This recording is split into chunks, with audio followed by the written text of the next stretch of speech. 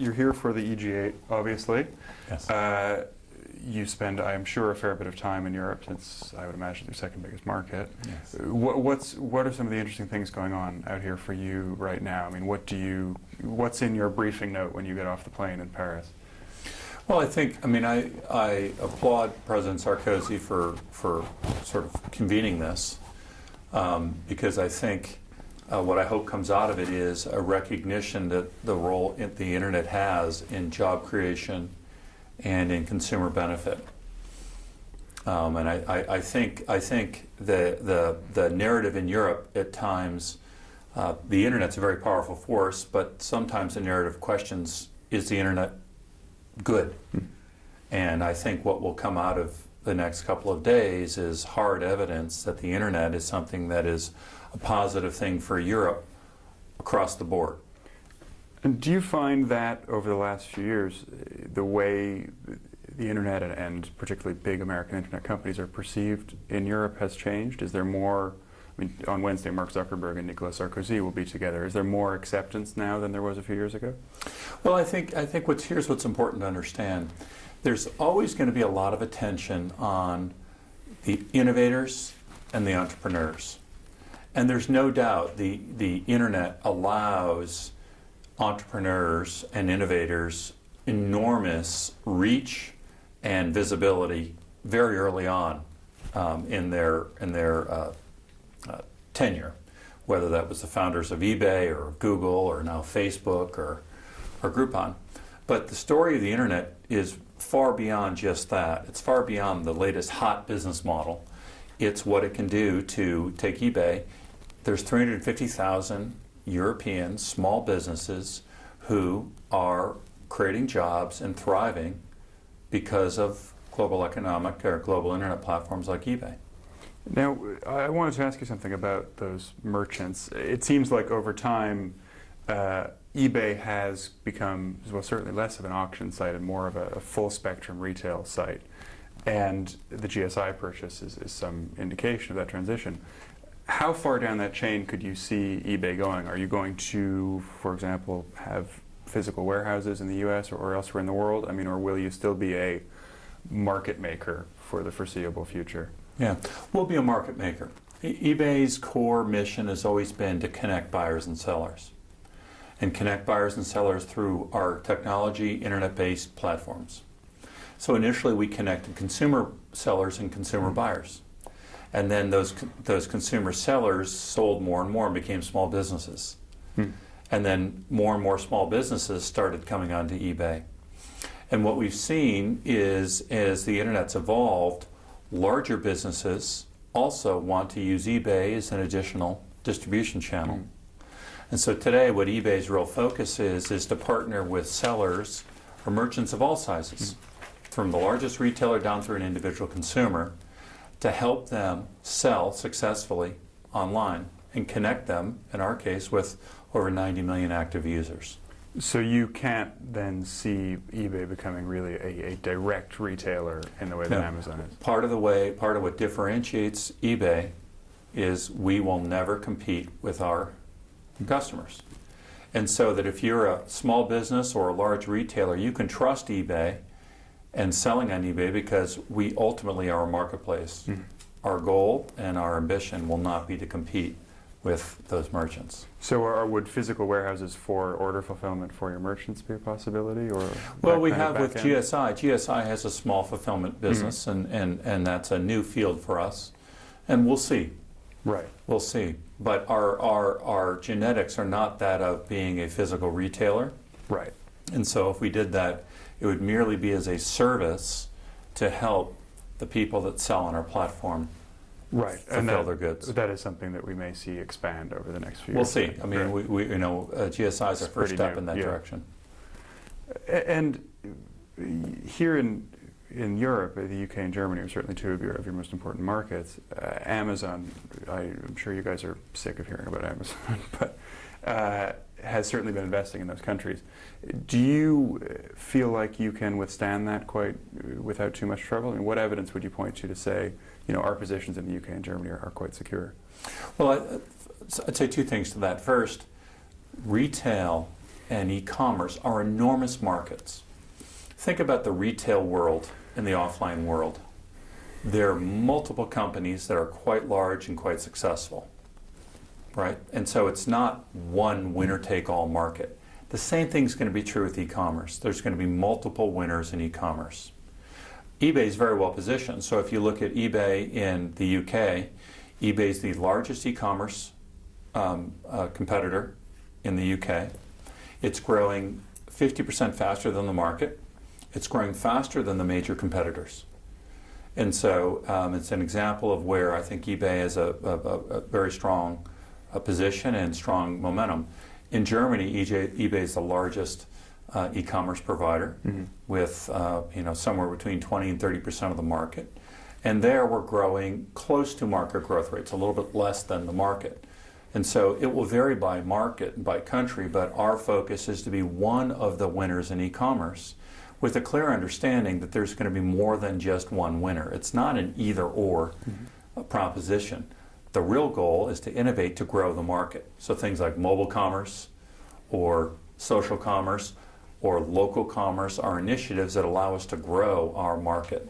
Now, one of the ways you are going to grow your market is, of course, through acquisitions, and you've been on quite a tear of them recently. Where do you see that going? I mean, what exactly do you think this kind of external growth can accomplish, and what kind of pace would you like to see continue? Well, the fact that we've closed 4 or 5 acquisitions in the last 3 to 6 months is more coincidence than it was any big change in focus. You know, eBay's always been blessed with a very strong balance sheet. And we will make acquisitions where we feel like it enhances our strength and or speed with which we can act. And so we think about acquisitions in 3 simple categories. One is strengthening our core business. So the acquisition of Gidiyor in Turkey is an example of strengthening our core business through geographic expansion, just as the acquisition of Gmarket in Korea was analogous. So strengthening our core is our first category. Our second category is extending into adjacent formats and adjacent technologies. So GSI is an extension into large sellers. The acquisitions we made in the mobile arena would fit into this category. So Red Laser, Critical Path Software, where our acquisitions that build our mobile capabilities and allow us to deliver the most innovative mobile consumer experiences, which is what's fueling the fact that we are doing more mobile commerce and mobile payments than anybody in the world by far. And then our third category of acquisitions are capability acquisitions, where we're buying companies that give us engineering capability or technologies that we can leverage in our broader ecosystem. So we'll continue to make, you know, a series of acquisitions. The fact that 4 or 5 have closed in a period of 60 days is more coincidence than anything else. So that shouldn't be a pace we would expect to continue this year. You know, I think if you look at over the last 3 years, we've had a pretty consistent pace of making one major acquisition every 12 to 18 months, and then several smaller ones that fill it in, 3-4 a year. So in other words, the overall, if we were to zoom out a bit, the overall curve you think is going to be roughly similar. And you mentioned emerging markets. Amazon is in a lot of places. You are in a lot of places already, but you're not everywhere, and you're not strong everywhere. When you look at the map, where do you think there's real opportunity that you haven't captured yet? Well, see, this is one of the powerful dimensions of eBay. The challenge of expanding globally, if you're a retailer, is you need to have local presence. Physical presence, yeah. You need to have warehouses and physical presence and the items physically there. eBay, by being a global marketplace, by its very definition, can expand in places where there's not a physical presence. So today, almost 20% of eBay is cross-border, where you have buyers in a market that's different from where the sellers are selling. What's interesting is in the emerging markets, PC penetration. I happen to sit on the board of Intel Corporation, so I see this data firsthand. PC penetration in emerging markets is going through a period of explosive growth, where more and more families and more consumers are getting their first PC ever, and recently and over the next 3 to 5 years. You combine that with some broadband penetration, so you have more consumers in emerging markets who all of a sudden have access to the internet. Their first locale of purchase is likely to be on eBay. It's likely to be eBay in the US or eBay in France or eBay in the UK, where they can access selection of inventory and of goods they couldn't get in their local market. And so the fact that we're a global marketplace and with PayPal can enable that consumer in Russia or the consumer in Brazil or the consumer in the Middle East to, on day one, have access to the world's selection on eBay is a real source of competitive advantage. And are there particular geographies where you think you do need to up your game or to have more a better hook into the local market so people do think eBay when they do buy that first PC? Well, here's the kind of thing that we're doing today. Turns out there were a fair number of Russians who were buying on eBay. Right? They were going to ebay.uk, ebay.com, ebay.france, and they were buying. Last year, we opened a Russian site, a Russian buying hub. So it's not a Russian eBay where there's Russian sellers and Russian buyers, but in the Russian language, it allowed Russian consumers to access eBay's listings worldwide, and we just translate them into Russian. And so what we've seen is our business that was growing rapidly from Russian buyers, the knee of the curve, or the growth curve, accelerated all the more. You're now beyond English speakers. And so we'll see more and more of that, where we may take and build a local language buying site that accesses, allows buyers in those countries to access eBay's location and inventory around the world. Which languages would be most interesting, or which? Well, you see that through Eastern Europe and through Russia. You see that down in Central and South America. That's something to come. Yeah. That's something to come. We have a Portuguese and Spanish buying sites, and we can roll those hubs out throughout there. The Middle East primarily does business in English. And then throughout Asia, we have either partnerships in Thailand or Vietnam, or we'll be doing local buying sites in other countries to that region. Right. So these kinds of local hubs that aren't necessarily a full footprint are something that are interesting to you. Because they'll never have the scale to have a full footprint. Right. They just want them access to the universe. And the sellers in those markets also can now sell on eBay globally. Right. So it's the internet is making things more global. It's knocking the boundaries down. And then language translation capabilities are such that you can get high quality translations of languages done instantly, right? Done with no human intervention. So I think the notion of a global marketplace, which was Pierre Omidyar's original vision when he founded eBay, Pierre was very much saw a global marketplace.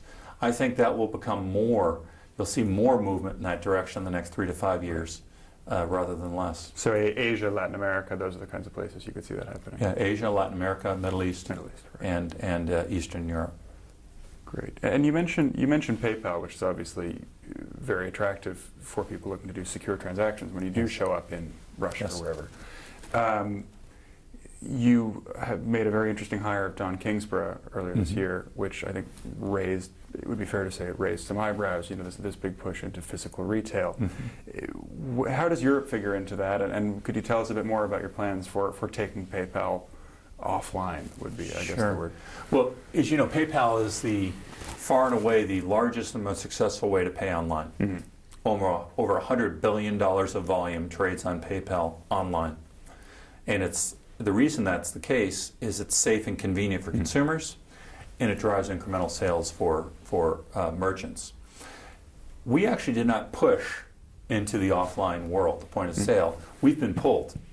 And over the last 12 to 18 months, we've had a number of retailers come to us and say, we want to pull PayPal into the point of sale because we think PayPal provides benefits that nobody can match. And in particular, it becomes the digital wallet. With NFC. With NFC or not, what PayPal can do is, through a mobile device, enable flexibility in payments that no one else can. So whether you're keying your mobile phone number into a point-of-sale device, or whether you're actually using and just getting authentication with your mobile device, or whether you're actually using some sort of tap and pay. Which is a few months away, or a few months. PayPal allows you to pull from whatever financial instrument you want, safely and reliably. It's the safest and most reliable way to pay, and that's particularly true in the mobile world because your financial information is never shared. And it allows merchants to get information around consumers, their customers, that allows them to merchandise to them in a more effective way. And where do you think we're going to see the most dramatic initial implementation of this? Is this a U.S. product for now, or will it be global, and if so, where? Well, I think you'll see a couple different things. I think you'll see PayPal being pulled into small locations, cafes and other places where, today I could bump you money if we were in a cafe, right? Person to person. And I think you'll see smaller locations begin to pull PayPal as a way to pay. The large retailers, I think, will take more time. Right. Simply because the point-of-sale systems and large retailers are the crown jewels of those retailers. And so in the U.S., you'll see a few pilots between now and the end of the year where PayPal gets integrated into the major point-of-sale systems with the large retailers. At a few large retailers.